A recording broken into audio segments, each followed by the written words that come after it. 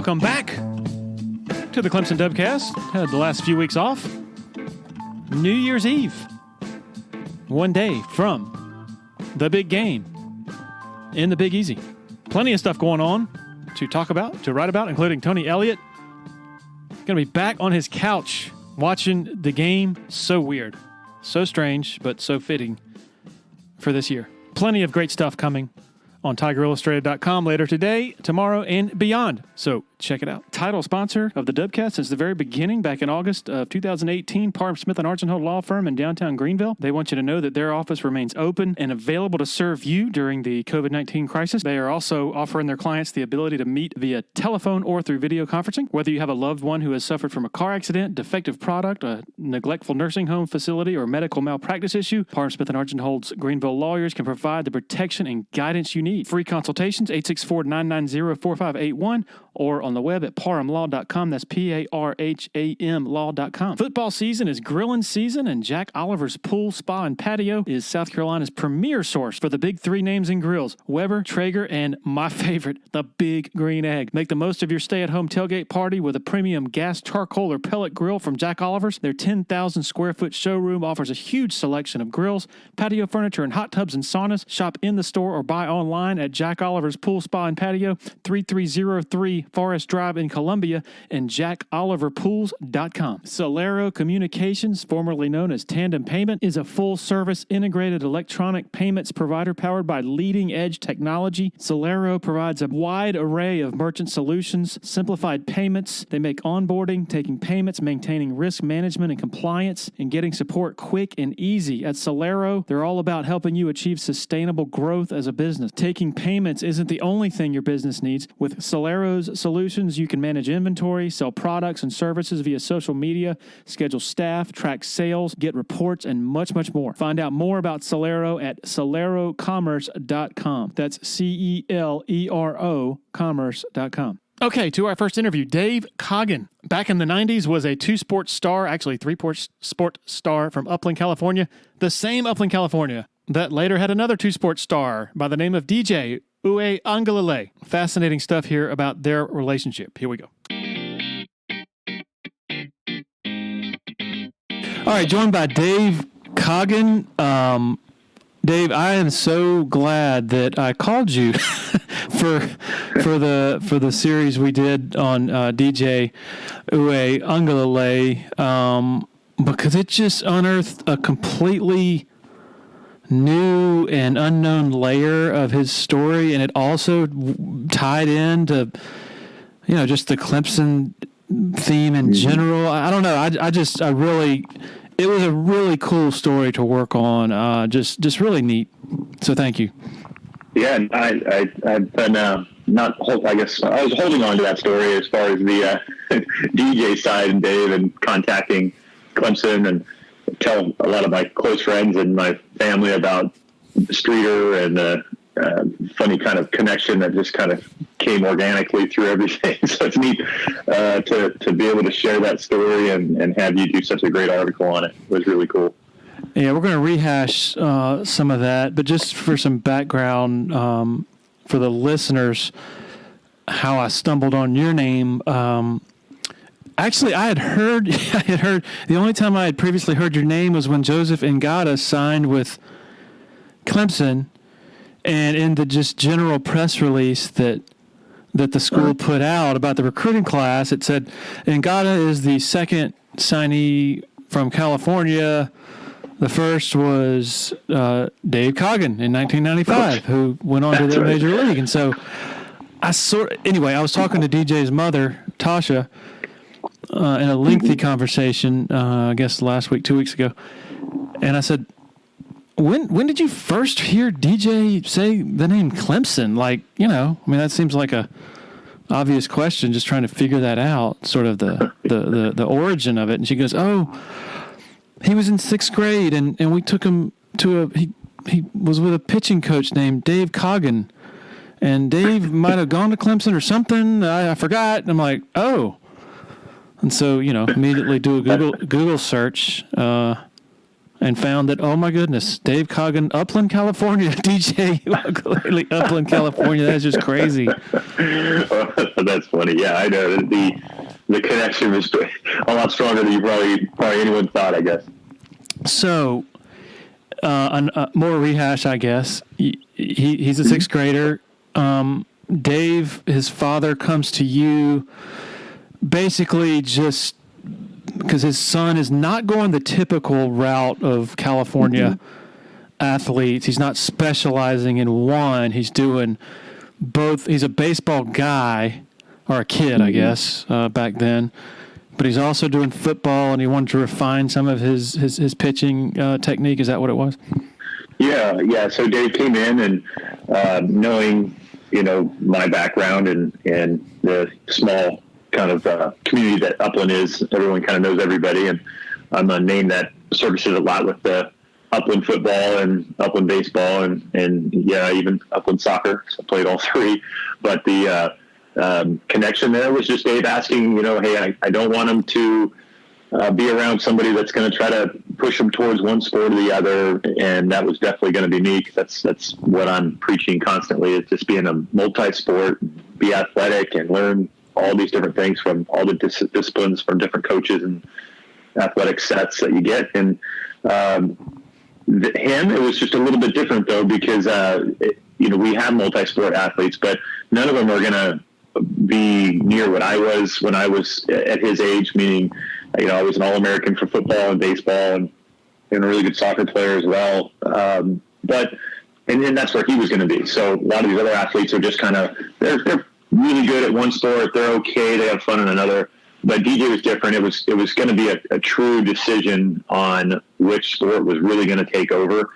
And at that time, I knew he was really great at football, but I really thought baseball was going to be his route. And Dave had always said he's a baseball player playing football, and he was so much stronger and bigger and athletic than everybody else with baseball.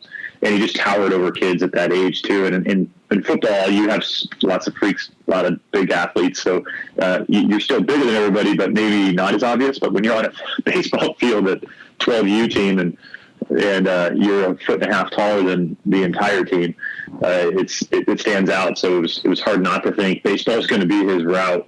But like I said earlier, he just kept getting better and better as he got more coaching and better coaching and around the guys down at St. John Bosco, and that staff did a phenomenal job, and the trainers around him and all the things that led up to him being the number one quarterback in the country and number one high school football player out of the country. So it just kind of took off from there, and baseball just had to take a back seat. And I knew that feeling because I had that feeling go the opposite way. I got better and better at baseball. And then football kind of had to take the back seat, mostly because of an injury. But it was just one of those things that we just had so many things in common, and Dave knew that, and I think he put him in the right spot, and definitely put him in the right spot for Clemson fans. That's for sure. Had you heard of DJ before Dave came to you? Yeah, it wasn't like I was articles about him or anything like that. It was just more community based, and it wasn't it was maybe from another coach or another player saying, hey, my teammate DJ is thinking about coming in, you should work with them, those kind of things. So there isn't a ton of high level pitching instruction and training at the time here in Southern California, and this location anyway, Inland Empire. So it was pretty natural that if you were going to be a very serious player who has the ambition to take your game to the next level and dedicate yourself and be pushed, it was going to be there's only one kind of place that they were going to come. So he did come in for that reason. And that's the first time I really kind of started to see and hear about how great he was and hear the things he was doing out on the baseball field. I tend to kind of hide in my training in my office here, my weight room, my kind of lab here, and just dive all in. And I don't really get outside to watch too many games. I'm just kind of working with so many guys here. So I hear things, but I don't get to go see them. And I would be hearing things like him hitting these crazy velocity numbers at such a young age. And I was just like blown away by what he was doing, and knew that really priority for me, honestly, from day one, was not having him pitch a lot. Like, that was really my big thing. And that's why actually football to me was such a great place for him, because there was going to be a lot less stress put on his arm. And, that might be contrary to a lot of people around him that were in the baseball community, because, get a kid like that, especially in Southern California, where it's the wild, wild west for travel ball, all they want to do is grab him anytime he's got a free weekend and go throw him in the championship game, and have no concern of how much he's thrown before, if his arm's in baseball shape, if he's going to feel good. So that really, really worried me about him and his kind of ascent into the high school world and starting to get stronger and throw harder. And I knew that was going to put a lot of stress on his arm. So I just didn't want him to play a lot of baseball. And it worked out great that way. And football was perfect for him, because it really took up most of his time and kept his arm in shape. And then if he needed to go throwing anything, I was able to kind of be there and guide him and say, okay, listen, we need to throw the baseball for about 3-4 weeks before you need to get ready, and you only need to throw 1 or 2 innings max. So that was my big concern. It wasn't, was he going to be great at football or baseball? Was he going to go to Clemson? I got to make sure he goes to Clemson and not USC or anything like that. It really was just keeping him safe and making sure his arm doesn't get injured throughout that process. All right, so now we need to take a fork in the road and go back to your story. Okay. Go back to the mid '90s. I mean, what a just a cool thing to learn. I mean, I've been covering Clemson since 2004, and I was not aware of that. So that was really cool for me. So your father, your family, I mean, is originally from South Carolina, but moved to Southern California before you were born. That's right. Correct. Yeah. The tie-in has always come from, from my dad and my dad's side of the family being from South Carolina, my dad going to Clemson. And so that was always my favorite team growing up. And every summer we would go out to South Carolina, and I'd spend the majority of the summer with my grandparents and my uncles, and our family would be out in Hilton Head and Georgetown, South Carolina, Spartanburg, South Carolina, and Columbia, South Carolina. And, every all-star team and every coach would always complain that, what are you doing? To my parents, why are you taking him out for the summer? He's going to miss so much sports and baseball and football or soccer, whatever it may be. And I'm so glad that they did listen to those guys, and they just let me go be a kid and enjoy my time out with family in South Carolina. So we would go visit the campus once in a while. I'd probably visit every single sports authority store that they had, and I'd come try to get as many Clemson shirts or stickers or jerseys as all. My whole room was all Clemsoned out here in California. And so it was neat, because I was, and this is a kind of a side story, I don't think I mentioned this before, but when baseball started to get really, really, active for me was in the summer from my junior to my senior year. And I was down in I was doing football, 3-day, Hell Week was going on, and we had all the practices during the week. But in the middle of the week, or middle of the day, I would drive down to something called area codes that a coach asked me to go try out for or play on. And I didn't know what area codes was, but if you're a baseball guy and you understand the baseball side of things, that's like the biggest event for uncommitted athletes back then. Now they're mostly committed, so it's more of scouting. But it was bigger than anything else going on, and I didn't really know much about it because I was so engulfed in football at that time. They asked me to go down there. I played. I did really, really well. Nobody knew who I was or where I just came from, and all these colleges were just going, "What in the world? Where did this kid come from?" And I was already being recruited for football quite a bit. I was already on 2 visits to Florida and Miami, I think, by that time, and or scheduled to go on them. And then I was finished there, and then also I just got phone calls and letters after letters from every college in the country for baseball as well. And I was really put on the map there. But interesting enough, that one team that didn't, and this is kind of funny how it's sort of tied in with DJs, the one team that didn't recruit me or I didn't get a letter from was my favorite team, Clemson. And I was getting them from South Carolina, I was getting them from Georgia and North Carolina, from all these different schools. And so all of a sudden, I'm in my English class, and I get a phone call from there. It says, "Hey, you need to go to the football office." And I said, "Okay." So this happens often, coach wants to call you or talk to you. So I went up to the football office, and they were really excited. They had a different look on their face, the coaching staff. And I said, "Hello." And then it was, "Hey, this is Rick Stocksdale from Clemson. And we've wanted to, contact you and get a hold of you and see if we can get you on campus." And I was just blown away, like, whoa, what? How did this happen? And the story was that one of my dad's friends named Owen, that was a classmate of his from way back in Clemson time. My dad and him talking, and he had mentioned to him that, "Hey, Dave hasn't really been talked about or mentioned from Clemson's standpoint, and we know that Clemson's coaching staff was at the area codes for baseball. Can you kind of ask and find out if they like him? Because I don't know if they know that his dad is an alumni of Clemson." So the football coach calls Leggett and the Clemson coach, the baseball coach, and says, "Hey, have you guys heard of a kid from Upland, California, and that might have pitched and played in the area code games just recently?" And they go, oh yeah, his name's Dave Coggin.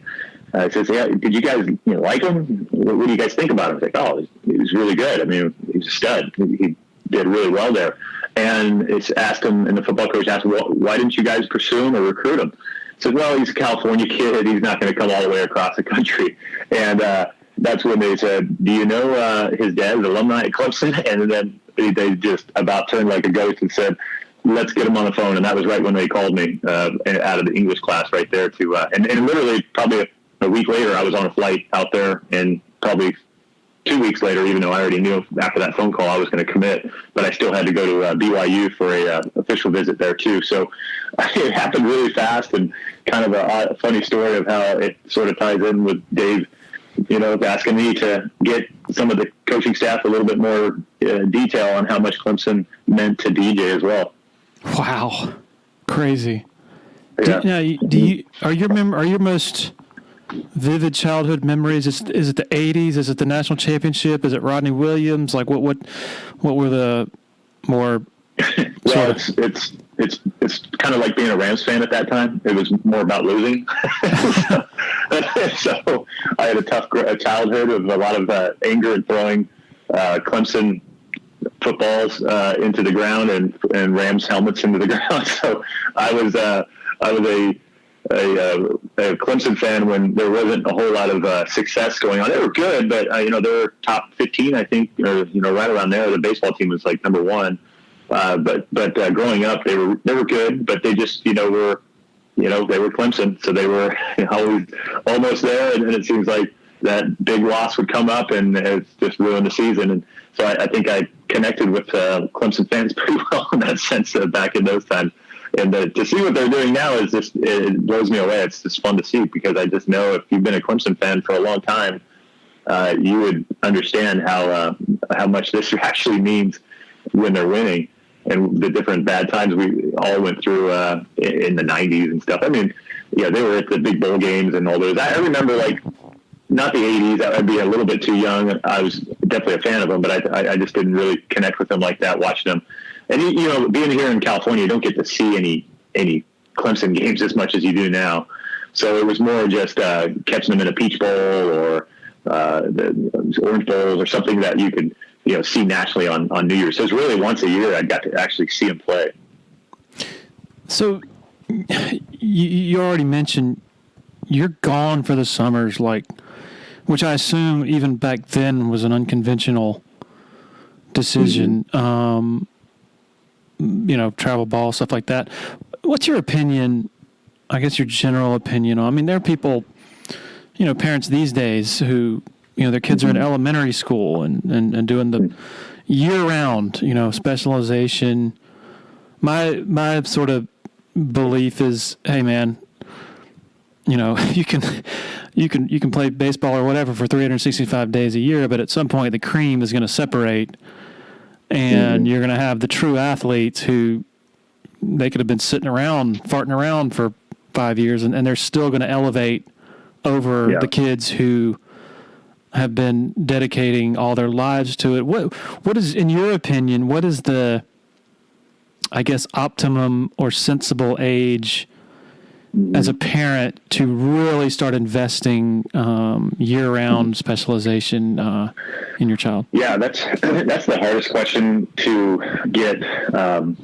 Well, it's easy to answer it, but it's hard to get people to really, buy in and understand it. And me being a new parent myself, having a 9-year-old soccer girl who's a good little soccer player, it gives you a new perspective of the pressure and the fear of your kid, not getting passed up or not doing enough to get to the next level or whatever it is. So it does become a challenge, but it is important because it's one of those things. Even with my daughter, I got her playing golf.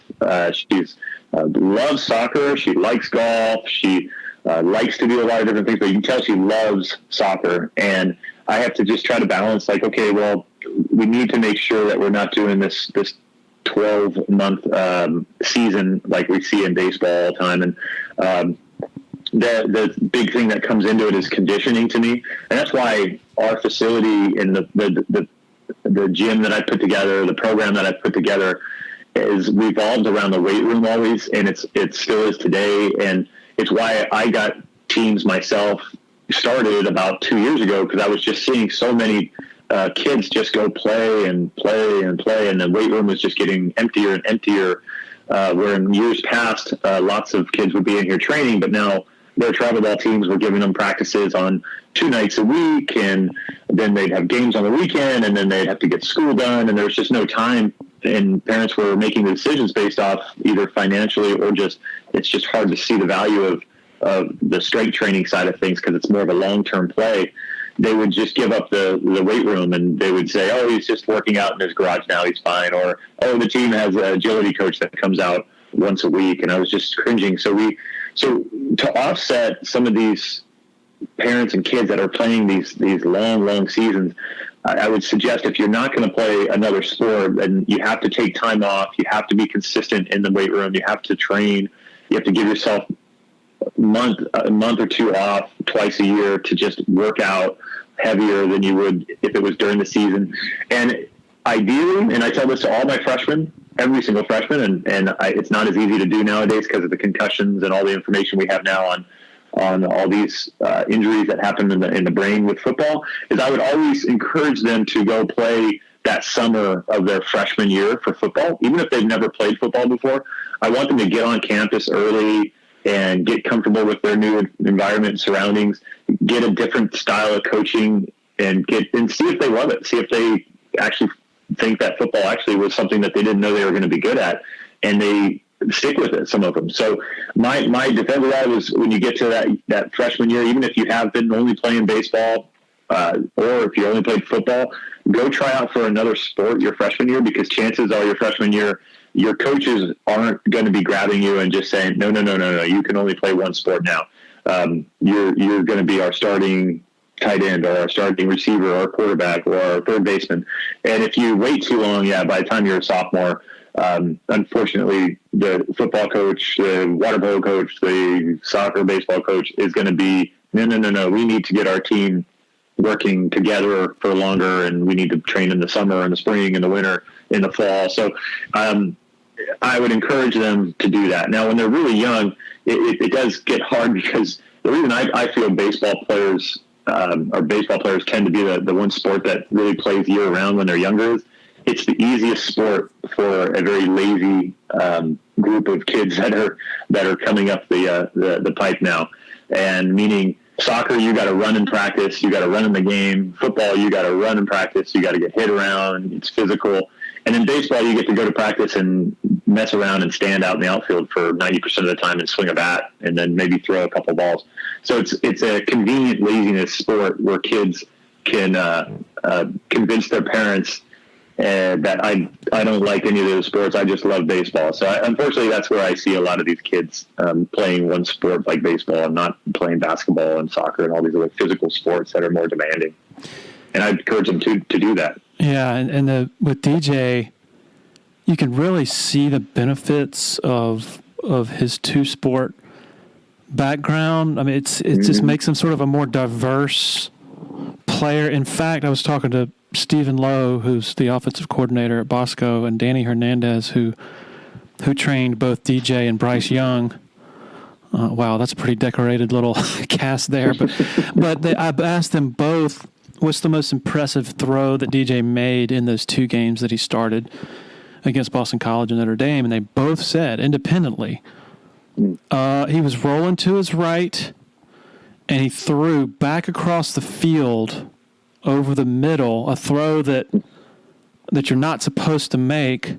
But the way he pivoted, and it was like a sidearm, different arm angle than you're used to seeing out of quarterbacks. It looked like a second baseman turning a double play almost, just the angle and the motion and all that. And so, and I think you mentioned in our interview, or maybe Bradley LaCroix did, but anyway, Patrick Mahomes. He has a baseball background and sort of breaking the rules of fundamentals, but still just a more varied way of getting rid of the ball and positioning your body. Am I putting that right?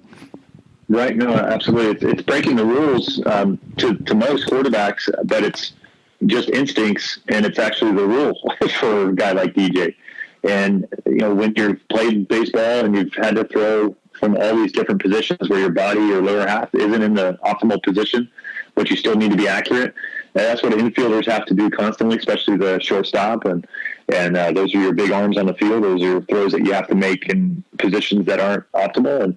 And when he's done that for his whole life, it's nothing short of just, doing it, executing without thinking. And I'm sure he probably is going to practice that, especially with Patrick Mahomes kind of making it kind of a thing that you need to practice and make all these kind of unique throws. Brett Favre probably made it, famous back when he was doing it.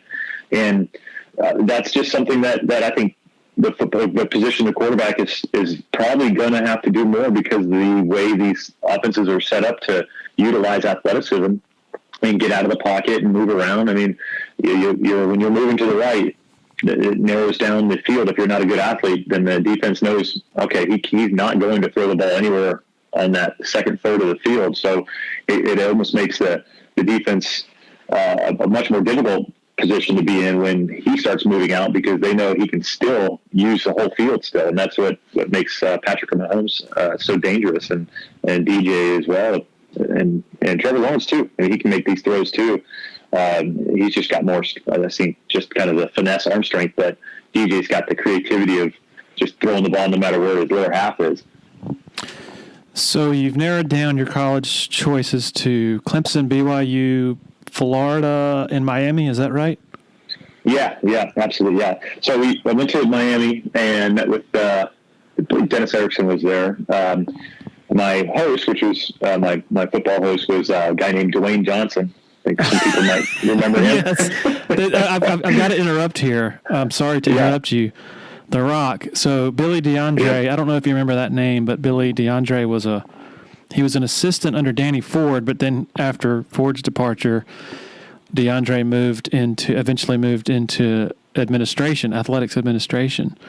Uh-huh. And he was there a long time before retiring or leaving several years ago, but I was interviewing him over the summer, I think it was. And when Danny Ford got sort of ousted or whatever, when the divorce happened abruptly, DeAndre, who was the offensive line coach, was in Pennsylvania. He said, I was recruiting some guy, and he was going to come to Clemson. His name was Dwayne something or other.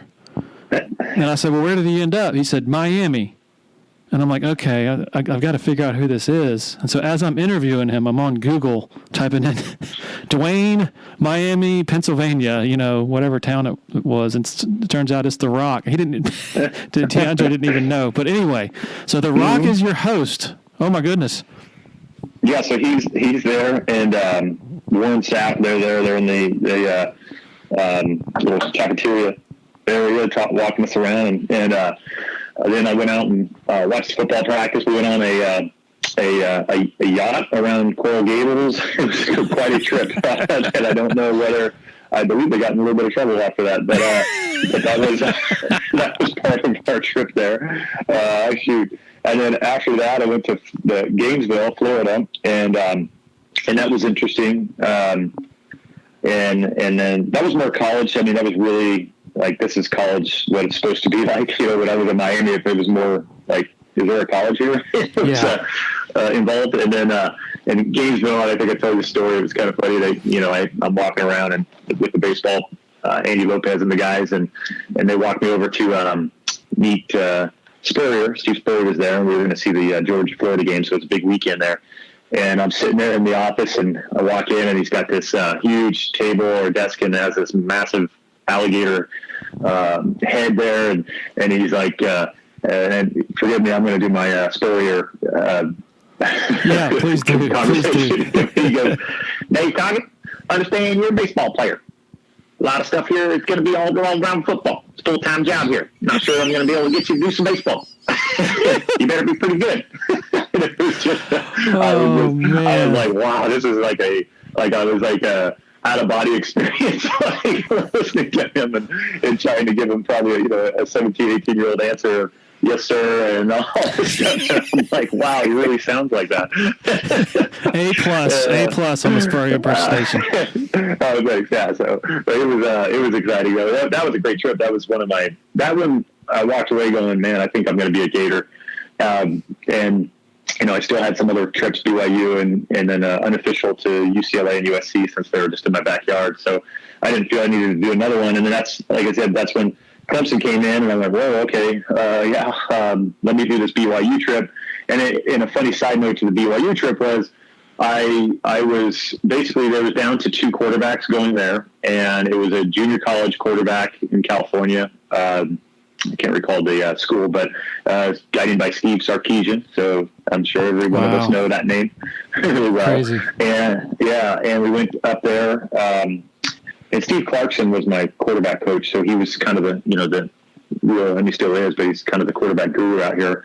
And he had set this one up, knowing a lot of the guys, because he had coached John Walsh, some of these other really high-end quarterbacks at BYU. And I decided to, make the decision. I went out to Clemson, did the whole Clemson trip, and that was just that was just amazing. I mean, they had my name up on the scoreboard. They had the lockers with my jersey and the helmet and the baseball jersey and then the football jersey. It was just like a dream come true. And I just that was going to be an easy decision for me.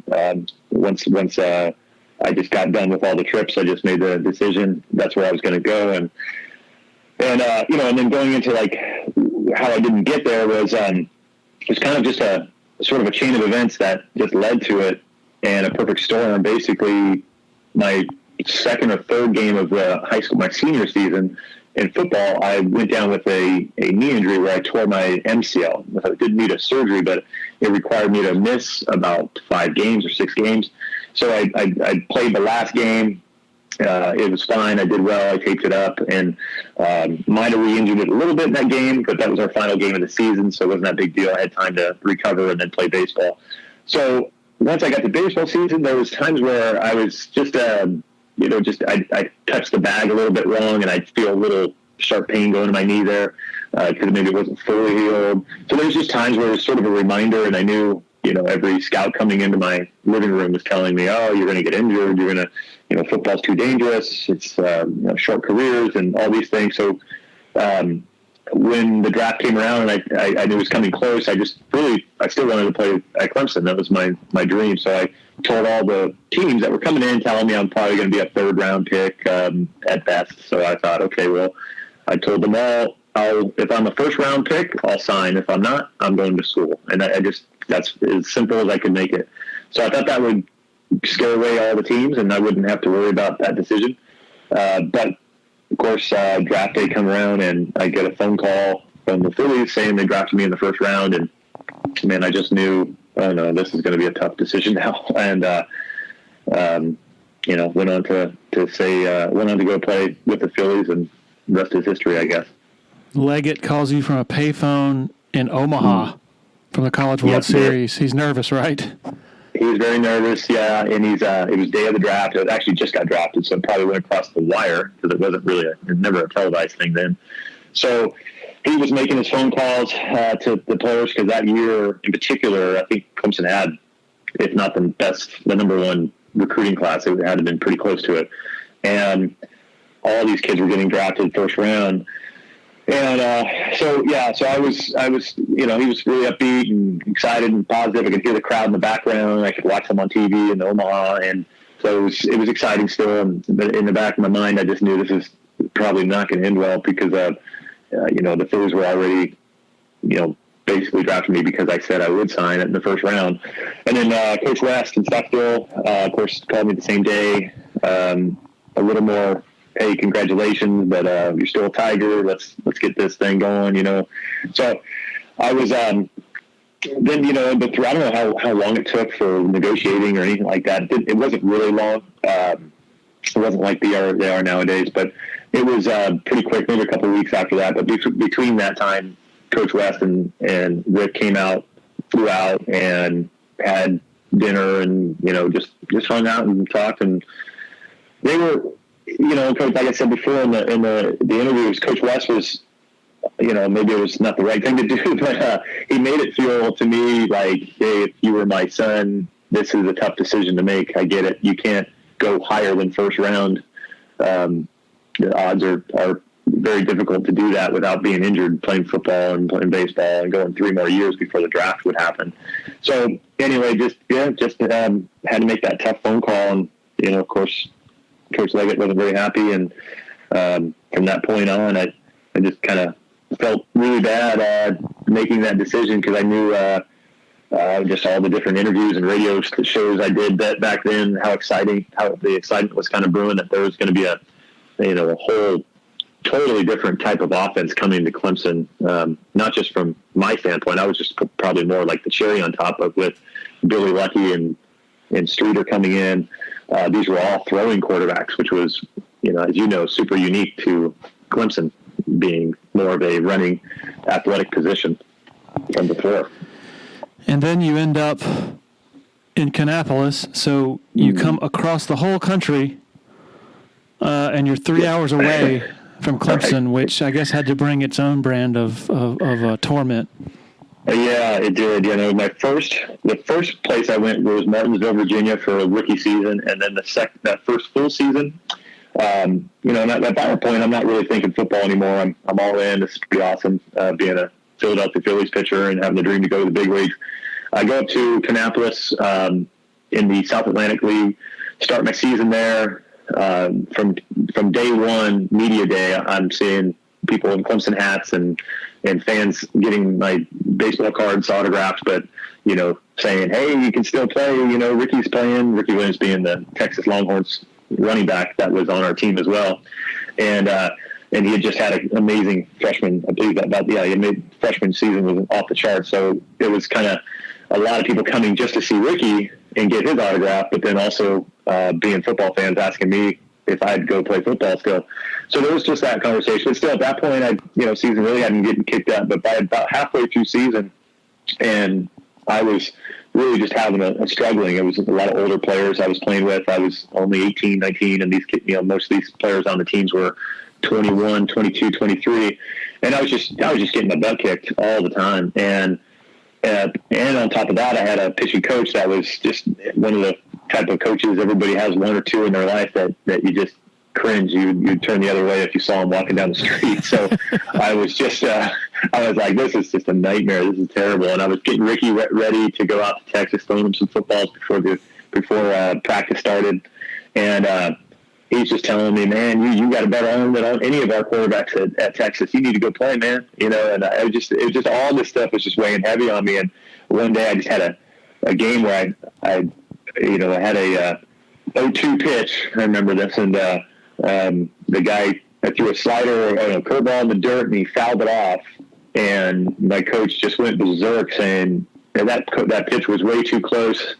And he made me run 36 poles the next day out in Macon, Georgia, Columbus, Georgia, in the middle of summer. And you know how hot that can be out there. And I was just almost to the point. I was cramping and dehydrated. Didn't have to go to the hospital, but pretty close to it. And I just was like, what am I doing? So I went into the manager's hotel room, called him up. He was still there. He was about to go out to dinner. I said, hey, Roy, can I talk to you for a sec? I went into his room, and I said, hey, Roy. And he's like, hey, Dave, what's up? He says, I think I'm going to go play football, and I'll return the signing bonus and do whatever I need to do, but I need to go play football. That's just my final decision.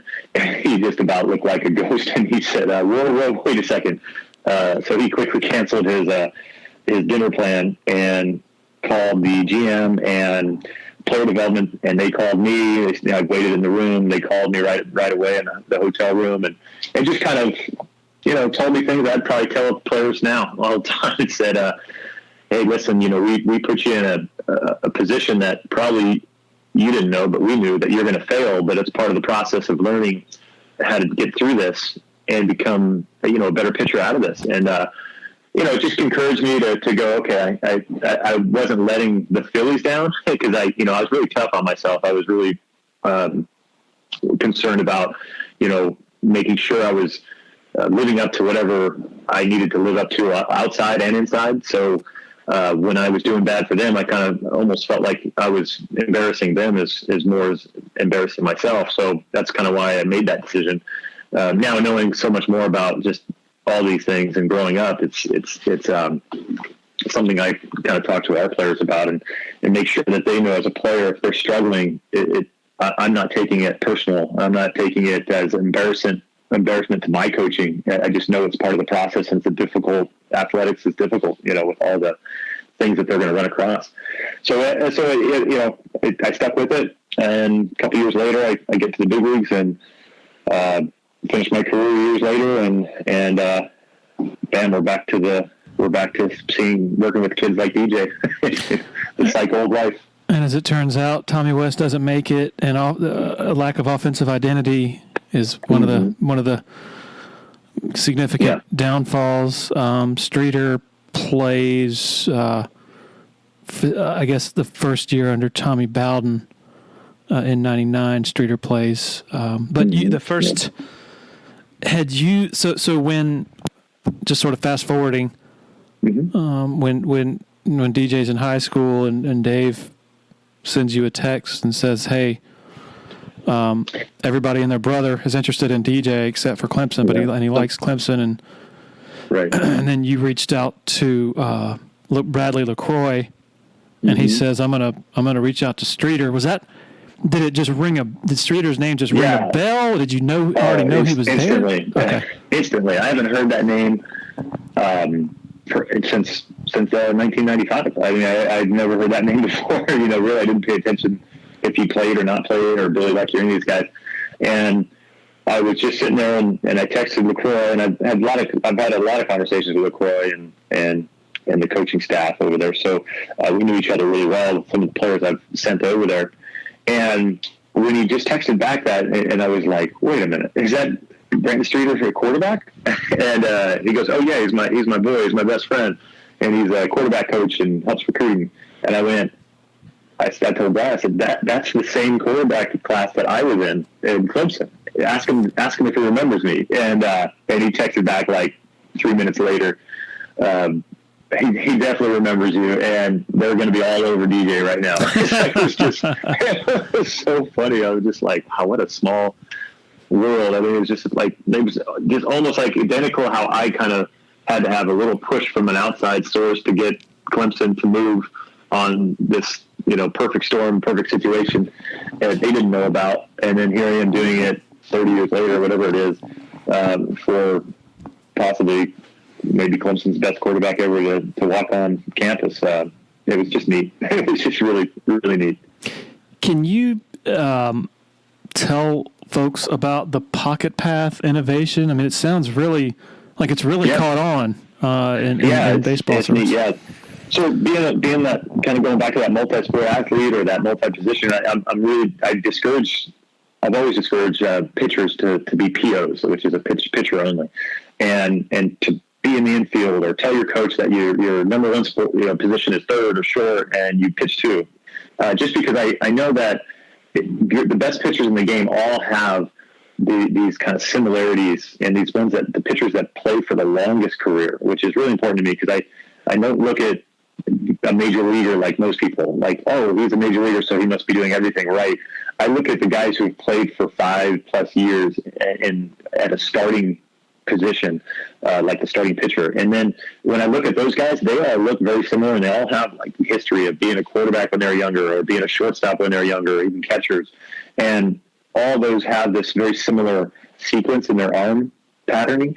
And so when I was looking at this stuff, I had a baseball in my hand, or in my pocket, my front pocket, years ago, and I had to throw a baseball really far. These guys were long tossing, and they threw a ball that went under a fence, so I had to throw a ball to them. So I just pulled it out of my pocket and threw the ball like 200 feet, and they're all looking at me like, what the heck? You didn't even warm up. You haven't done anything, and you just threw that ball perfect. And I go, yeah, the arm felt pretty good there too. And I realized that by taking the ball out of my pocket in that quick motion, it forced me to do it in a sequence where my elbow took the ball out of my pocket, and then my hips turned and my arm went out. And I threw a really, really good throw. So I started thinking, like, well, that's a great way to teach, So I started teaching everybody. It was very, very successful, and we got tons of first-round picks out of here. It was just probably, as far as the whole entire country, there's not very many facilities that have a track record of bringing so many guys to pro ball in college like we have. And it was just through this methodology of training any thrower, whatever age, to learn how to throw with like a shortstop, basically, and clean up their arm action so there's not all these stabbing and wrapping of the arm and all these useless arm positionings.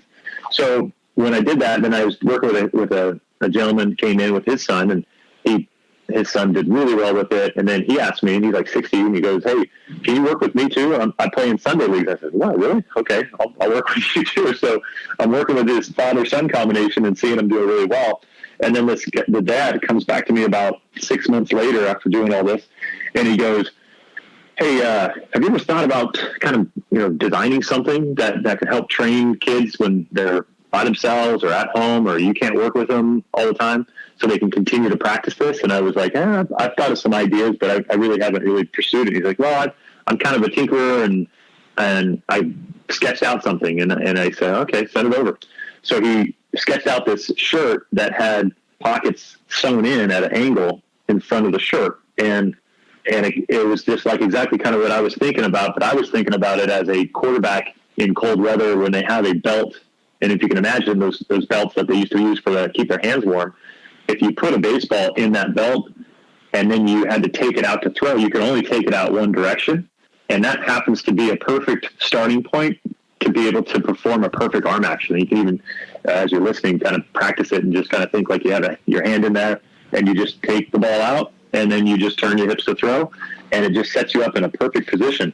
So we came and got our heads together and made this really awesome thing called the Pocket Path, which is a belt with a sleeve that's Velcro, so it kind of it can be moved anywhere you want, put on the belt at any angle or any length you want, and then you just put your hand in it with the baseball, and you start practicing your reps, and it just it kind of guides your elbow into position. And then we made shirts that are the whole front of the shirt for youth kids, like really small peewee kids. This is really cool. We're going to be taking this out. Is that the Velcro sleeve can be attached anywhere on the shirt, and we have these little squishy balls that kids can literally throw into a window, and it won't break it. So they can practice when they're little kids at home and bounce the ball off the wall or inside their house and not worry about damaging anything. So we're really excited about it. It's been unbelievable. Like, we have major league players ordering these things and texting me going, this is exactly what I've been looking for. And we have youth parents saying, I can't believe what a difference this has made. It's blown me away, because I know it worked, but I just didn't know if it would work without me standing next to somebody making sure it works. So that was what's exciting to see. And we sold out of the kit within like 2 months, and then we're back reloading right now. So it's been nuts. Pocketpath.com is the best way to... Yeah. www.pocketpath.com. How big is your staff? Oh, it's still small. Yeah, gotcha. I'm running around. So you're having to I do a lot. do all that stuff yourself. Our we have about 5 coaches in here, but as far as like the having to coach and then having to fulfill orders and having to do all that stuff, I'm exhausted. That's a lot. That's a lot. Yeah, it is for sure. But I'm blessed to be able to have something like this during the times that we're in right now, for sure. Meant to ask, what was DJ's velocity when he first started coming to see you back in 6th grade? I mean, it was challenging because he threw so hard, and I was trying to keep him away from going out to the 60-foot field that everybody else was trying to put him on because he really was that big. But I always tell people, like, these kids, sometimes the engine is a lot stronger than the actual parts of the engine. So when you're talking about being able to throw that hard, yeah, you can, but should you? And when he was out there, he was throwing over 80 miles an hour at 12 years old, and it's unbelievable. That just doesn't happen. And then hitting 94 without even trying to build his arm up. That's what made me so scared, because I'd hear Dave tell me, oh, the high school had him throw an inning. He was up to 94. I'm like, oh my God, he hasn't pitched at all. Like, wow. Stay off that mound. Who's allowing him to do this? But he had thrown the football, so at least he wasn't going from 0 to 90 that fast. But it was hard.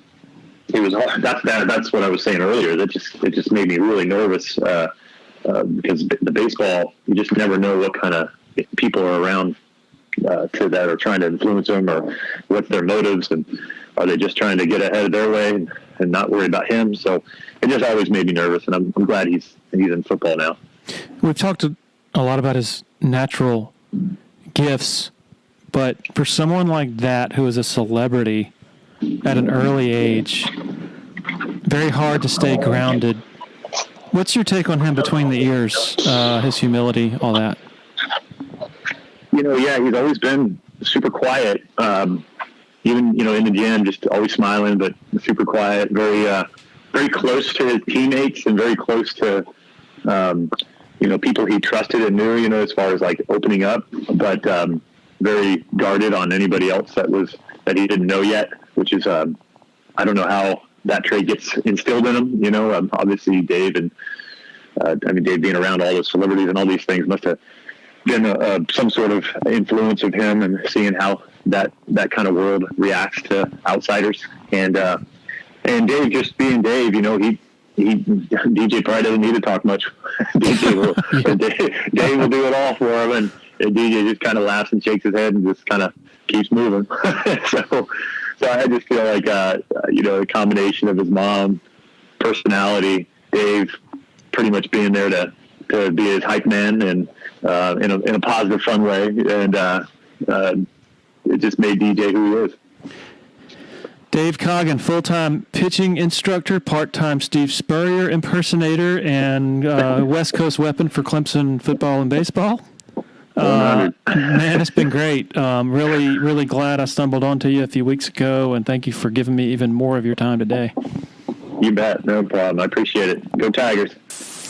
If you're in the Eastern Midlands and PD area, and you're in any way interested in buying and selling a home, commercial property, land, need to consider reaching out to Uptown Realty. They're based out of Sumter and run by a friend of mine, Patrick Enzer, big Clemson guy, used to cover the Tigers in a newspaper capacity, longtime supporter of Tiger Illustrated, longtime listener to the Dubcast. The home buying process should be an enjoyable experience, so let Patrick and his staff do all the heavy lifting. All you got to do is pick up the phone and call 803-774-0435 or go to uptownrealtysc.com. Another loyal supporter of the Dubcast is Blackacre Law Firm in Greenville, a subsidiary of Parham Smith and Archenhold. Blackacre helps South Carolina residents achieve their dreams of home ownership by providing experienced professional representation for real estate closings. Attention to detail is crucial in real estate law. Blackacre is committed to making sure nothing gets by them preparing residential or commercial closings. Blackacre also offers estate planning services for their clients in the Greenville area. Find out more about Blackacre at 864-326-3507. Harris Flooring has been a major part of the facilities enhancements over at Clemson, not just with athletics, but also at the university level. And we are thrilled that they are a part of the Dubcast as a sponsor. Since 1947, The Junkins family and Harris Flooring have provided a unique shopping experience through value in their services, developing the right product solutions, and delivering on their promises. To check out some reviews on their work, just go to their Facebook page, Harris Flooring America. Rave reviews, just first class all the way. Phone number 864-642-6183. Happy to have Founders Federal Credit Union on board as a sponsor with us. If you've been to a sporting event in Clemson, you've probably heard about Founders already. They are the official credit union partner of the Clemson Tigers. In addition to that, all Clemson faculty, staff, and students are eligible for membership as well as IPTAY members. Matt Gross is a proud Clemson alum and the vice president for the Clemson market for Founders Federal Credit Union. Matt's office is located beside the Walmart Neighborhood Market on Old Greenville Highway in Clemson. For more information, go to foundersfcu.com. Pete Thamel. Now, Pete, your job, I alternately envy and alternately imagine myself being miserable in. Mainly because you get to, for games like this, for the playoff, you get to talk to a bunch of football folks and to really get to the meat of a matchup in ways that are fascinating and interesting and aren't usually presented by the media. But on the other hand, you got pressure to break news and you're on call. Like, when are you not on call for stuff that happens? Like, I don't know. I can't really imagine being that kind of a situation. Yeah. Well, June is probably the good answer to that, right? That's when I'm not on call. Like 2 weeks in June, maybe right around the 4th of July, something like that. But Larry, it's such a good time of year, and I appreciate having me on. Like, this is, these couple of weeks in late December and early January, why you do it, right? It's when the sport sort of focuses itself to the end of the season, and then all of a sudden the reshaping of the rest of the sport for the next season all come into focus. So it's a fascinating crossroads of the biggest games of the year, and then the staff changes and the hirings and the firings that are going to determine, indelibly how the other 126 programs are going to define themselves in the in the next upcoming year. So it's a fun collision of a lot of different things, and I'm on my phone a lot this time of year. There's no doubt about it. But wouldn't change a thing. And grateful for the folks who call back and kind of offer insight, and it's a lot of fun, and I do really love doing the deep dive matchups. We're taping this, I guess, on Wednesday morning. Yep. And either Wednesday night or Thursday morning, I'm going to have up one of the in-depth previews. I've already talked to a majority of the coaches I need to of Ohio State and Clemson. So, yeah, I think Tiger fans would have interest what coaches who have faced them this season feel about how Clemson matches up. Yes, definitely interested in seeing that. The article that you did that comes to mind in that similar format was in 18, 2 years ago, when the large majority of observers thought Alabama was going to win that game in San Jose, and that if it were won handily, it was going to be Alabama doing the butt kicking, and I count myself in that category. But I remember the day of the game, I think it was the day of the game, after all the hay is in the barn, and you have time to sit back and actually read what other people have written. Sure. That week, I sat back and I read your article, which quoted a number of coaches saying, look, this Alabama team is vulnerable to what Clemson presents, and the defense hasn't seen an offense like Trevor Lawrence and these receivers that can stress them. And then I want to say off the top of my head, you also very accurately pointed out Tua Tagovailoa, once you take away his first read, he has trouble. Basically, it foreshadowed the entire what exactly happened, and I just thought that is just that's a great feature. Was that a case in that instance where you had one notion of what was going to happen, sort of that conventional notion of, oh God, this is the best Alabama team, or this is one of the best teams in history, and there's no way Clemson can can contain this offense, and then it surprised you after what you reported from in talking to all those folks? Yeah, well, this is, I think, year 17 or year 18 for me, covering national colleges, Larry. And the one thing I've learned is what I don't know, right? Like, we cover this game of football. We think we know football. And then you start talking to these coaches who really know football, and it's humbling because you just really quickly learn how little you do know. So I often, with my quote-unquote expert analysis, my go-to is to allow the coaches who are actually experts to guide my analysis. So I don't remember back 2 years ago,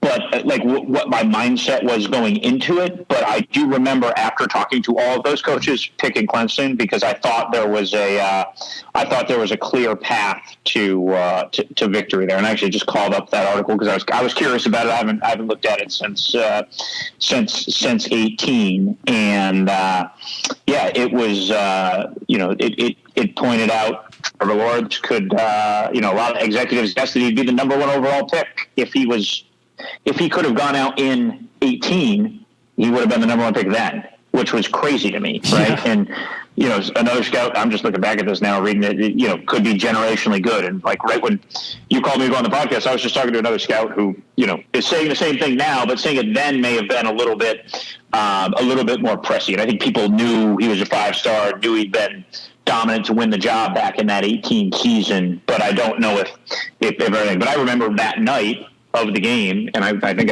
I filed it about halftime because of the way the game went. I wrote that from that moment on, Trevor Lawrence was going to be the number 1 pick in this upcoming draft, and we'd seen the next great generational quarterback, and kind of using that performance, and he was obviously excellent in that game. To was it Higgins he hit on that ball that traveled like 50 yards in the air early? Was it T? Yeah, where he got behind the defense. Yeah, T. Higgins. Yeah, and he just threw it to him on a line, like, just a rope. And, so anyway, I clearly talked to the right smart coaches before that game, and they led me to pick Clemson, which I probably, would have gone groupthink and picked Alabama, right? Like, you know what I mean? So, and it was they really thought that Clemson's defensive line, which obviously we learned plenty about. We knew plenty about then, but we learned plenty about more, could really exploit a mediocre Alabama offensive line and be disruptive, which they obviously clearly were during that night. So the blind squirrel found the nut in San Jose back at the end of 2018. So it's interesting. Staying on the Alabama theme for a minute. I guess maybe you have. Have you talked to coaches analyzing the other semifinal, the Bama Notre Dame?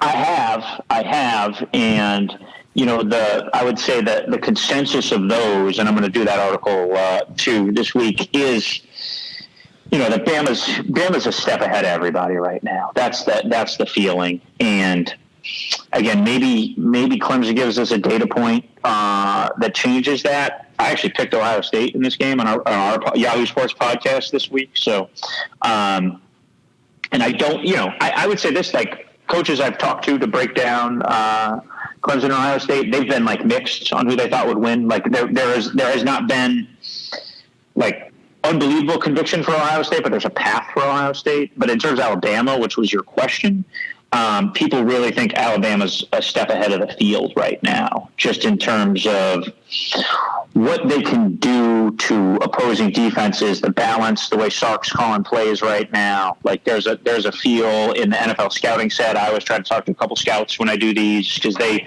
know the personnel better than anybody, and they're unbiased, right? They eliminate all their bias when they go, but between Harris, Smith, I don't know if Waddle's going to be back, but boy, that certainly pressurizes defenses in a whole new, insane way. Really good O-line. Alabama's mediocre at tight end. That's about the knock you'll find on their offense. And then defensively, they're vulnerable, but the thought is that they're stout enough up front and have good enough corners to mask mediocre safety play, and they're solid at linebacker, and that they'll figure out a way to figure it out on that side of the ball. They're not, impenetrable. They're not some of the defenses we remember earlier this decade of Alabama, but they're good enough to they're good enough to win. So it would not surprise me if I'm doing another Alabama Clemson matchup story. Sometime in the next 11 days or 10 days after this semifinal game, Larry, and maybe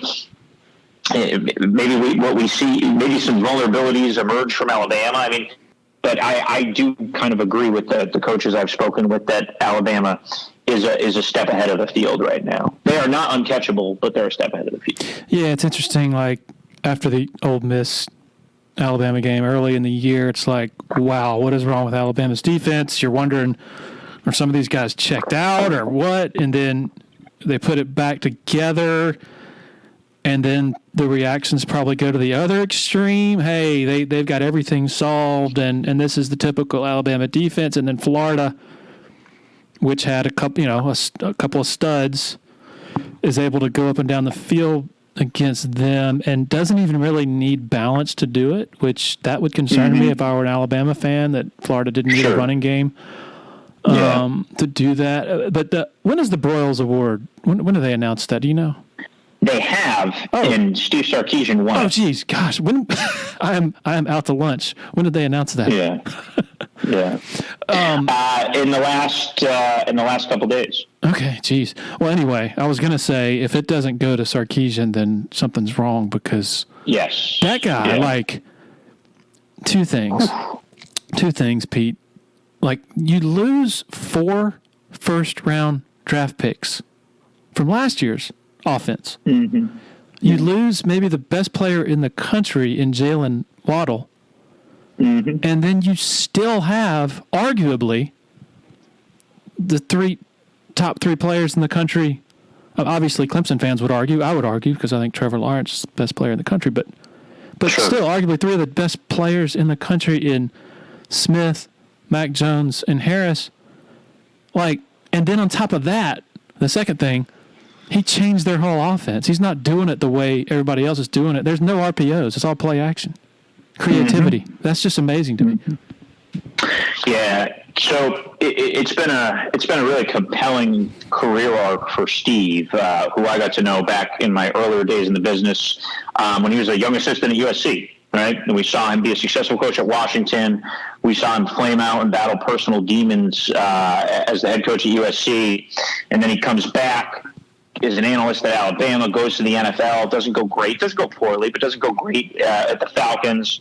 And then he ends up, back at Alabama, obviously, as the coordinator. And, I mean, he's the best assistant, not just because he won the Broyles Award, but he's the best assistant coach in the country right now. And I think the best head coaching candidate who is not a head coach right now. And when I think about the arc of Steve Sarkisian, I really think it starts with a respect for what he's overcome personally and how he's faced those demons, right? Powerful things that he's had to overcome, and I just give him a lot of personal credit for doing that and being able to reignite his coaching career, and soon, hopefully, if he wants, and he's been selected, his head coaching career. What is you said you're taking Ohio State.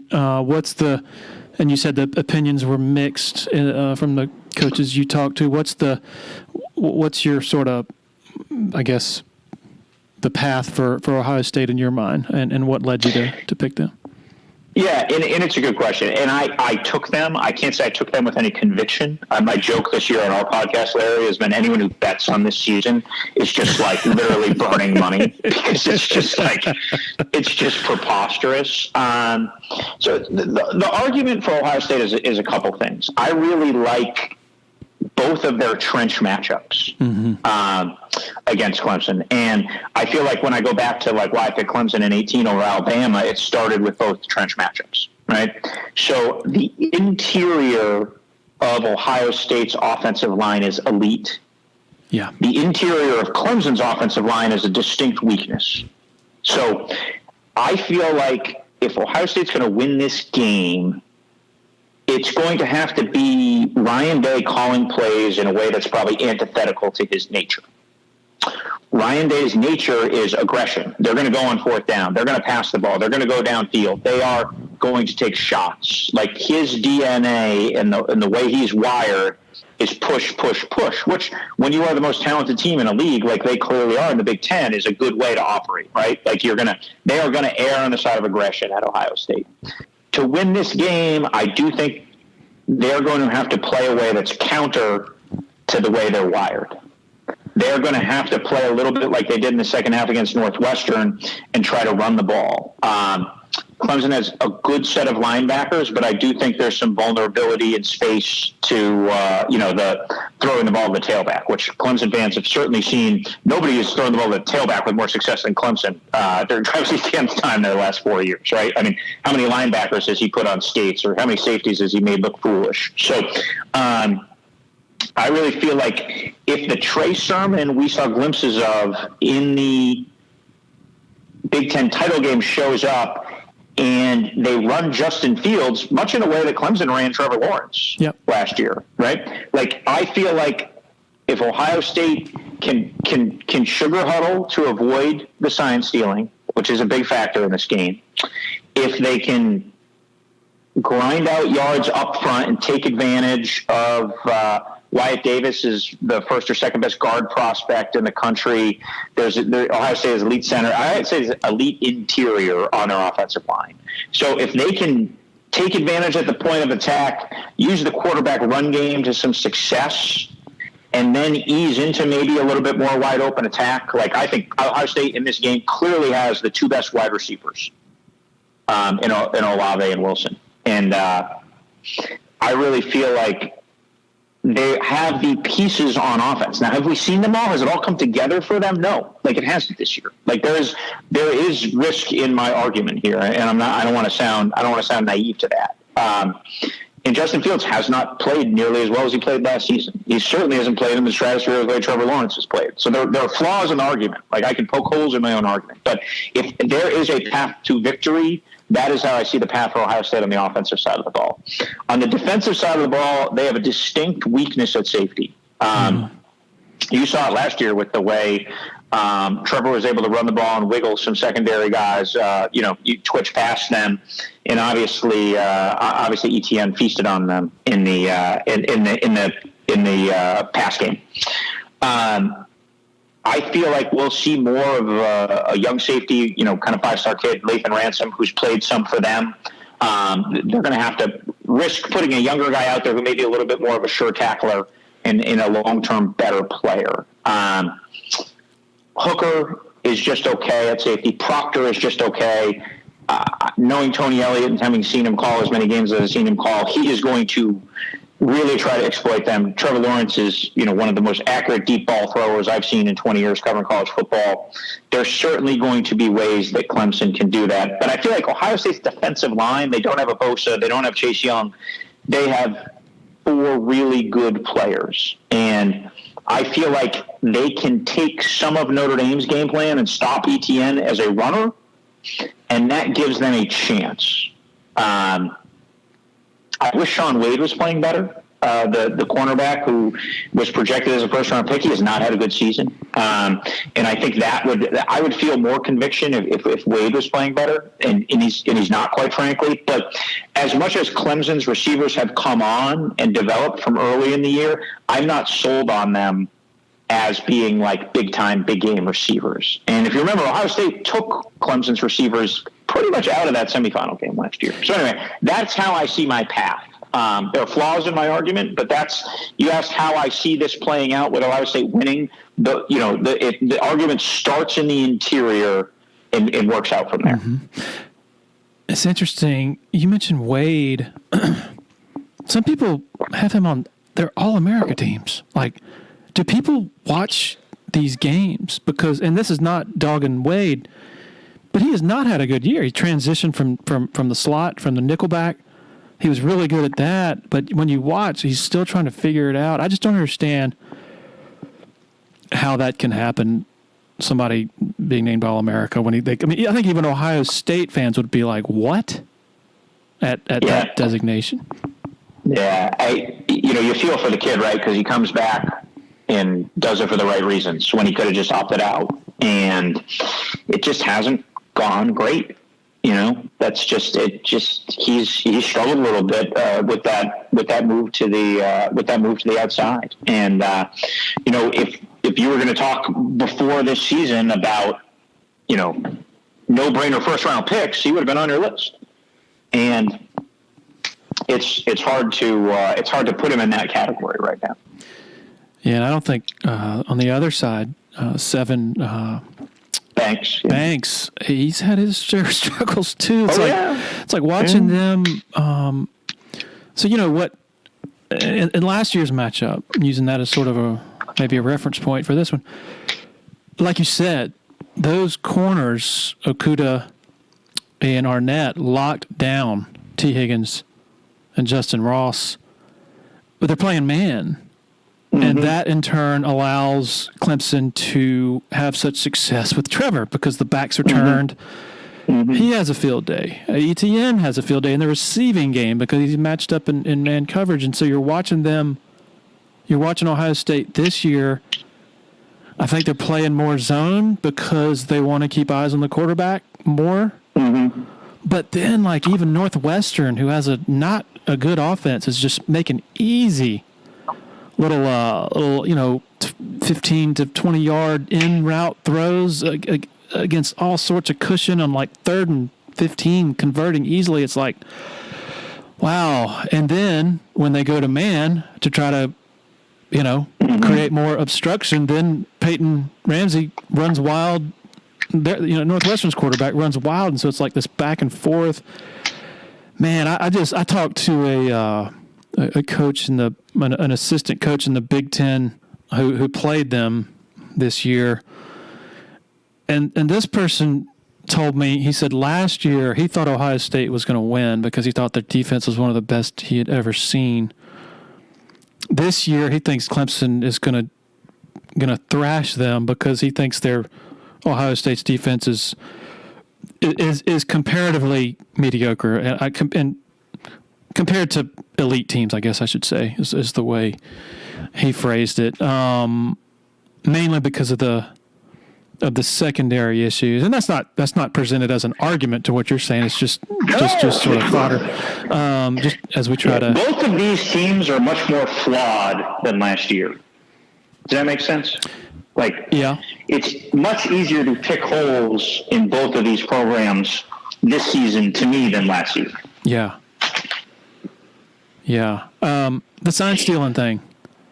Really, really fascinating. Obviously, this is not something that one or two coaches just came up with this week. It's been a common complaint, I guess, or gripe about Clemson and Venables over the years. What do you make of it as far as what it means, and is it a case of Clemson just does the covert ops thing better than everybody else? Because I don't think that these other programs are saying, oh, we would never do such an unethical thing like that. Or am I crazy? No, the coaches I talked to, I've heard about this for a long time. And Pat Forty, I gave him credit, and I was mad at him. My old colleague who works at Sports Illustrated now did a great article about this early in the year, and I said in a way it was a great article, or I wished I had done it, and because I've heard the sort of rumblings about this for years. And again, I want to stress, it's not illegal, right? Nobody's saying Clemson is breaking the rules. Does some of this nudge into some gray areas? Sure, but a lot of the great teams do nudge their way into gray areas, right? So, but the sense when especially around the ACC, this is really where you hear it. And it's almost there people are in awe of it because it's an operation and it's sophisticated and it's nuanced and it's a factor. Now, how often do they have the plays and snuff them out? And then, or how often is that imagined? Because Brent Venables is a really good play caller, and they have really good personnel, right? There's two different, there's a lot of different things here. But the one thing just from calling around this week about it for the story on Yahoo is that they were clearly in everybody's head, You know what I mean? Yeah. Like, yeah, they're in Ohio State's head. I mean, you saw Ryan Day's comments, sort of his cryptic, swipe at it. And, there's a GA on Clemson staff who's at Ohio State. And, so they know he knows the signals. So there is a high alert. Like, this is a factor behind the scenes in this game. That is an inarguable fact.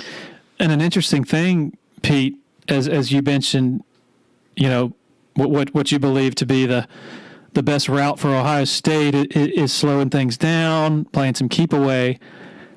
Last year, their best method of attack, clearly it was tempo, pushing the pace and doing the stuff that's characteristic to Ryan Day's typical style. But then they backed off. They took their foot off the gas, and sort of maybe Ryan Day gets a little tighter as a play caller. I don't know. But that allows Clemson to get back into the game. Maybe also allows this an opening for more of the analyzing of the signals and all that stuff. So really interesting. It would be really interesting if Day did divert so much from his typical aggression and tempo and all that stuff. Yeah, and they're not a hyper-tempo team. Like, they've never been like Syracuse Clemson fans can identify as a hyper-tempo team, right? Old Baylor offense, or Browse, whatever it is. They have never been that. So remember, Dave's background is in the NFL as much as it was. People probably remember him, Clemson fans, as an OC at Boston College. Back when they had like Tyler Murphy was the quarterback, and they were pretty good back then. So, they also huddled back then. At least my memory. There's a lot of games since 2013, 14. I think when Ryan was at BC, but that was not. They eventually went to more of a pro style up tempo after Ryan left, but they were a huddle team then, and it'll be interesting. I mean. I thought, to me, the way Notre Dame played the first time and then really got away from it the second time when they got down was indicative of how effective the sugar huddle. And by the way, I do love the term sugar huddle. That's just a fun thing to say. So I just want to be very clear about that. But the sugar huddle was effective in that first Notre Dame game, and so it will be interesting to see if we do see Ohio State kind of do those quick, sugar huddle obviously is the quick huddle that allows you not to see what the alignment is. But in talking to people about playing Clemson and offensive staffs who played Venables, like they look at Matt Canada's Pitt team from 16, right? From Clemson's first title team that I think they won, 43-42 that game. And that was more like dynamic pre-snap shifts, right? Like I watched some on a YouTube yesterday, and I think it's linked in my story, and like it was like as much pre-snap shift as I've ever seen in a college football game. Like, they're moving 4 or 5 guys around pre-snap every single snap, or virtually every single snap, and it was like, geez, they are clearly locked in on on trying to confuse them pre-snap. So, but the one thing I think, like, if Clemson fans should take any pride in this, it's that they're in everybody's head, and people are changing the way they play, which is a victory in itself before the ball's kicked off. Yeah, and I would say Clemson fans probably, if maybe they feel one thing is being overshadowed perhaps unfairly, not necessarily from you, but just in this whole idea that stealing signals is a big part of their success, is that Venables, man, his preparation is just that might also be second to none as well. And one of the examples that sticks out to me is way back in 2014 when Louisville came here. It was Bobby Petrino's first Louisville team, I believe. And Louisville, Clemson goes up, go ahead, scored late. Clemson has a defensive bust in like the last minute. I think it's James Quick takes a pass over the middle. DB falls down. he's looking like he's going to score. They tackle him at the 1 or 2 yard line. Venables, I think they had 2 plays, maybe 3, and on the 3rd play, Clemson comes up with a stop. The game's over, and after that game, Venables told us that he went back the night before the game and was looking at some of Petrino's old Western Kentucky stuff. And there was a 2-point conversion they ran at Western Kentucky that he sort of guessed that that's what they were going to run on that final play, and sure enough, they did. And that's one of the leading examples of like, wow, man, this guy, you know.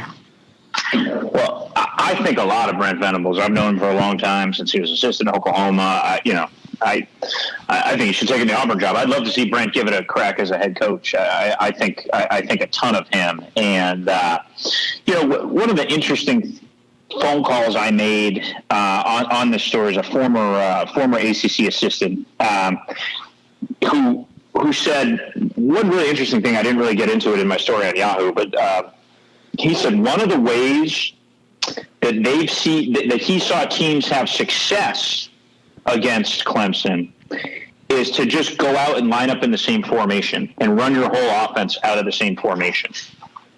And that way it neutralizes what they can do. Because he felt like, as much as this signal stealing was a factor, like if they went out in 3-by-1, Venables knew every 3-by-1 play, and they were dialed into it.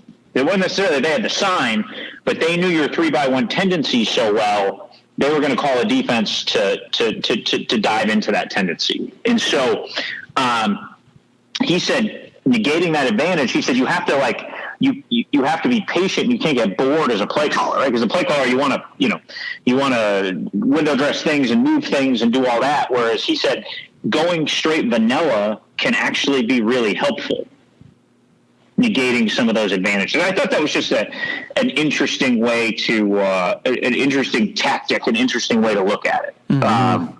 And I'm not saying Ohio State's going to come out and some 2 tight end formation and stay with it for 2 quarters or something on Friday. But I did think, Larry, that it was a pretty compelling way to view it, and it also just showed the depths of how this Clemson defensive staff can get in opposing staff's heads. One thing from last year, Ohio State clearly they lost that game in the red zone. They got to the red zone, but they had to settle for field goals. One thing, that was a really important factor there was Justin Fields' knee was hurt, and so he wasn't really a runner. And maybe if he were full strength in that game, that as a red zone weapon, things could have been different. So. I think we're going to see Justin Fields run the ball 15-plus times on Friday. I agree. That's my guess. And we could see Trevor Lawrence run it, because the one thing about Clemson staff, they're not going to run Trevor a ton against Wake. Right? But when the stakes have been high, they have been very willing to run him. And he's been a very willing runner. And we had Jeff Hafley come on our podcast this week to break down the game, and he gave such good perspective. He was the defensive coordinator in the Ohio State Clemson game last year. Played Clemson, obviously, this year, and played him really tough. And obviously, DJ Uiagalelei was the quarterback in that game, but he's seen Trevor enough and studied every game with him last year to have a good feel. And I joked with Jeff. I said, people were using the term sneaky athletic with Trevor, and I was like, it ain't sneaky. He's just athletic. He's an electric athlete. You saw him, burst through the opposing secondary at Ohio State last year. Like there will be a lot of QB run game on Friday. I feel very confident in that. It's almost like a LeBron James when you're just not used to seeing somebody that big, that athletic. And Trevor Lawrence, I think that's why it's kind of sneaky, is because you see this tall guy who doesn't look built, He's not built like an Olympic sprinter, right? You know what I mean? Like Kyler Murray was not a very tall guy, and he was slight, but he looked like an athlete, like that, like he was built to run. Lamar Jackson was a small guy. He's built to run. Trevor Lawrence, I think what surprises you about him is, again, I've done a lot over the years writing about scouting and really learned what scouts look for and how they do it. And body typing, Larry, is just a huge part of scouting. Like, you see all those guys on the field before the game. They want to see the body with their eyeballs. They want to see what kind of body type these guys have. And that's a huge part of the scouting process. Huge. And there's something about seeing Trevor Lawrence in person that's a wow body type. Just the NFL values thickness. They value the broad shoulders. Like, they want some mass there because it's a violent league, and you can't afford to have players, especially at that position, get hurt. And so I do think that's where some of the sneaky comes in, is it's that body type moving at that speed. I listened to that interview with Hafley, and he's fantastic. I could listen to him for 3 straight hours. But he told you guys he was surprised. That's the one thing he has kicked himself over since that game, was Trevor Lawrence's running ability. I've looked back. This surprised me. I looked back at Clemson's 5 semifinal victories in the playoffs since 15, and their quarterbacks, you take away the sacks, have averaged 87 yards rushing a game in those 5 games. That's hard to do at the playoff level. Yeah. I'm going to steal that for my story today. Sure. Have at it. Yeah. And I just think, like, it sounds a little terse, but, like, there's just, you're not as worried about a guy getting hurt or dinged up this late in the year when the stakes are this high, so you're going to let him rip a little. And, Justin Fields is a pretty impressive specimen on the hoof too, just as a pure athlete and a raw athlete. I mean, you've seen guys bounce off Justin Fields when he runs. And so, especially with his thumb potentially a little bit limited, right? They've downplayed that in the Ohio State building this week. And, all reports have been positive about that. Also, like, Justin Fields just hasn't thrown the ball great this year. He hasn't made great decisions. So, do we see a little more zone read? Do we see a little bit more pure QB draw? Do they want to, get him against Skowski in space? I think we know who's going to win that matchup. So there's, there will be opportunities to run, and which could end up opening up opportunities for those 2 elite receivers on the outside. I'm not a great reader of body language, but the terseness of Ryan Day and Justin Fields talking about that thumb injury, that raises my eyebrows some, because I guess you could argue if it were truly better and it weren't a problem, you would hear perhaps Day say, "Oh yeah, he giving more detail about what happened and when and when it felt better, this and that." But instead, it's, "Oh, he's good." I don't know. And you have more connections than I do, of course. And so you're able to gather from the inside that's authentic, that they're not worried about that. I'll say this: Ryan Day does not really talk about injuries. Okay. He's terse about every injury conversation. It's the Chip Kelly mode. Remember all those famous clips of Chip Kelly asking about it? People asking about injuries and him sort of artfully dodging. So that's where Ryan is sort of taking that NFL tact. We'll release the injury report. They usually do it on Fridays. He is not an injury elaborator. He's been pretty consistent about that since he took over there. So I wouldn't read too much into that. And you're on board too, with, even though, Dabo with the 11 ranking and all that, saying that they have an advantage in not having to go through a whole season. But I the more I watch Ohio State and the more I watch them trying to figure themselves out, the more I think it's a disadvantage to only have 6 games, because they're still working through stuff. You agree with that? I agree with that 100%, Larry. I agree with that 100%. Like, this team, in order for my prediction to come true, this team has to find itself in a way it hasn't really found itself yet. And especially on the defensive side of the ball. But that offense is not what we've become accustomed to see from Ryan Day in Ohio State, back from his time as coordinator, and then obviously as head coach and remaining the play caller.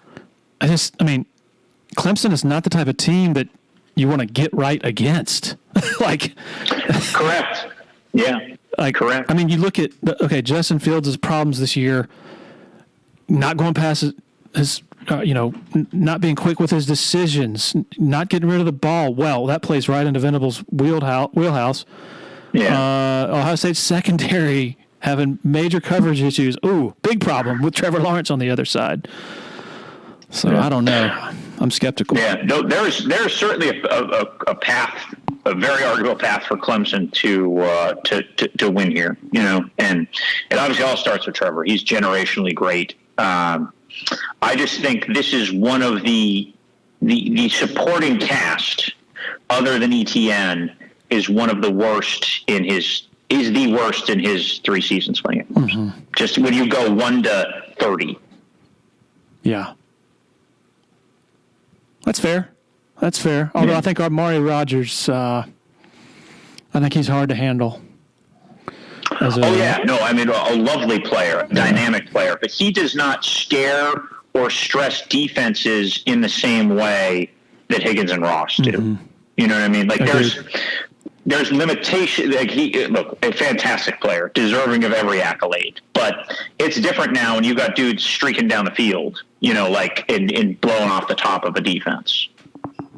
Yeah, we talked about Waddle's injury earlier. I mean, heck, Justin Ross, pretty big absence, and also Joseph Ngata and Frank Ladson, who they think the world of as well, been on the sidelines. 3 5-star type receivers haven't been out there. Mm-hmm. Yeah, no, it's been, and is it EJ Williams, the young kid who who's really started to flash some, and this is truly a testament. Clemson being where they are with the chance to go back to the title game, it's a compliment to them as a program. All right, Pete. Hey, man, you do a wonderful job, and I really enjoy it, and I really appreciate you taking your very valuable time to spend with us. No, I appreciate you. Appreciate the job you've done. I picked up quite a bit here that's going to help me this week. So thanks for shedding some insight on the Tigers, as you always do. Absolutely. Glad to help. All right. Thanks to Pete Thamel and also Dave Coggin.